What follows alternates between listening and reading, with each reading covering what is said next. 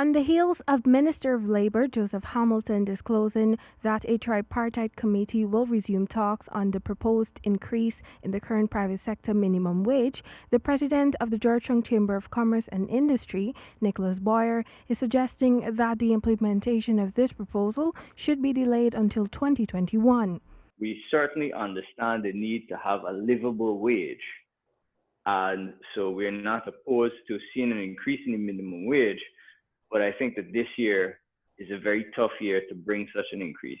Boyer further explained that increases in payroll at this time is quite challenging, since businesses that are grossly affected by the measures in place to stem the spread of the coronavirus are still trying to retain their employees. He alluded to the businesses in the tourism and hospitality industries, which have furloughed hundreds of employees.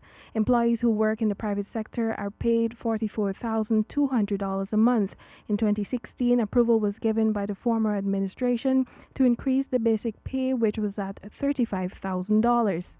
In 2019, the minimum wage for public servants increased to $70,000 from $64,200. Minister Hamilton stated that following previous discussions held by the tripartite committee, an increase in the minimum wage to $60,000 was proposed for the private sector.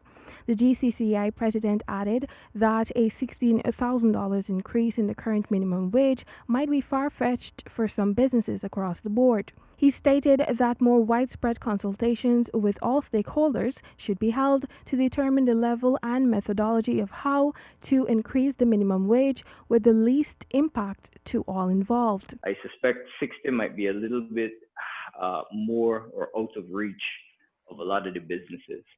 So, what we have to find out is what's the negotiated solution where workers feel happy about the minimum wage level, that they can at least survive and subsist on it, and businesses are comfortable that they know they have to pay workers a livable wage, but it's a livable wage that they can afford without impacting operations or having to reduce employment.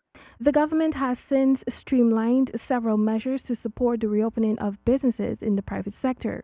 Earlier this week, President Irfan Ali announced that commercial banks have agreed to continue supporting businesses with short-term working capital to meet payroll needs and other short-term funding requirements at concessional rates between 5 to 6% to encourage businesses to remain open.